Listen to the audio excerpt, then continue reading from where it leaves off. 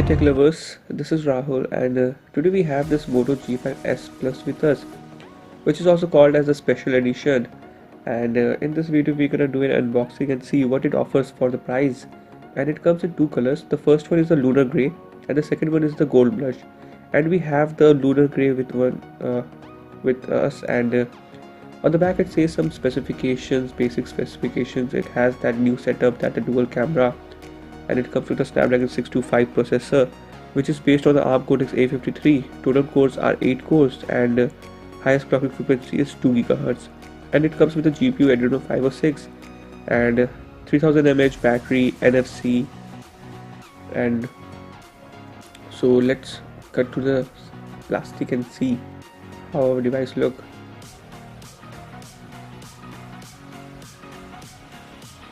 Opening up the plastic.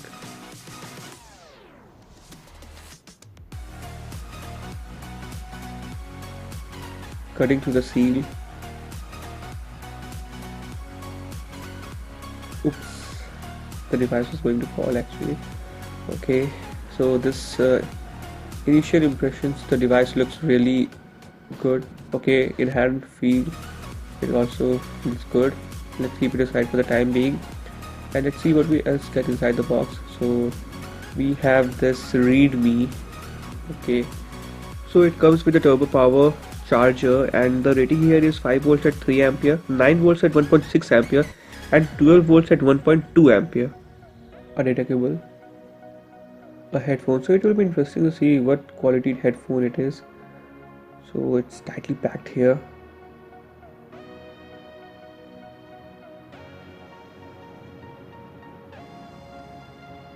Taking out.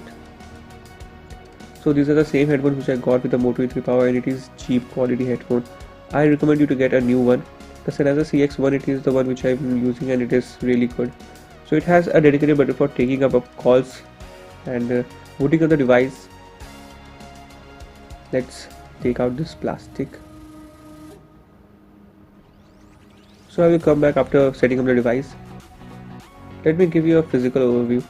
On the front we have this camera, sensors, front flash, fingerprint scanner, and on the left hand side we have nothing but this SIM and micro SD hybrid tray.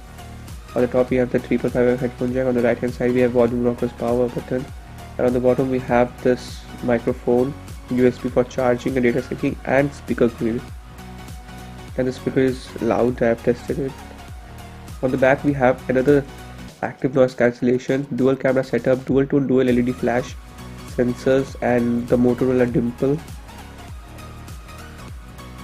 I'm happy that Motorola kept that dimple.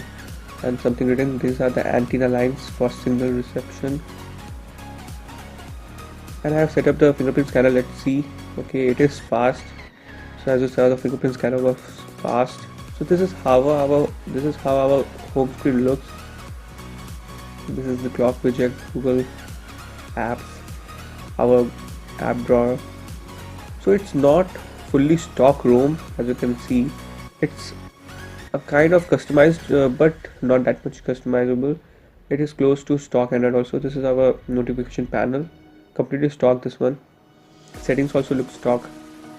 So that app drawer is only customized a little bit.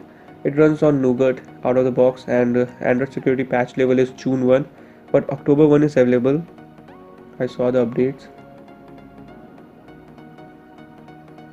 NFC is present, tap and pay.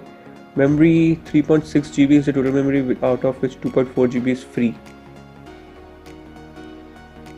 And let's go into storage. It's 12 GB is used out of that 64 GB. Note that I haven't signed in with my Google account, and it has that active sensor, auto brightness sensor, and NFC is present, and nothing much more. As you saw that animation, it has that multi-screen support as usual. And let's move into the camera and see. So there is this low light features available. I will test it out and I will tell you in my full review. If you want me to make a full review, then comment in the session below. So this is the depth enable mode which is present there, and along with the depth enable mode there are more modes available too. So, and this is the front facing camera. On the front facing camera we have that professional mode and panorama. Let's see, let's move to the rear camera. So what else we have here? HDR is present, and we have this professional mode. Okay, that's nice. And this is how it looks, and we have this panorama.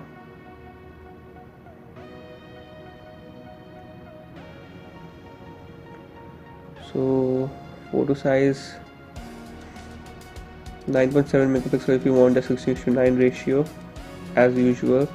Video size, that will be interesting to see. So we have 4K Ultra HD, that's 30 FPS, and Full HD 1080p at the rate 60 FPS, and Full HD 1080p at the rate 30 FPS. But note that if you want that stabilization, which is EIS, then you have to record videos at 1080p at the rate 30 FPS. Because even in 1080p 60 FPS, it does not have that EIS, and in 4K Ultra HD also, it does not have any stabilization. So stabilization is present, but only in 1080p 30 FPS. So if I'm gonna use this device for a while now, and if you have any questions regarding this device, then comment in the section below.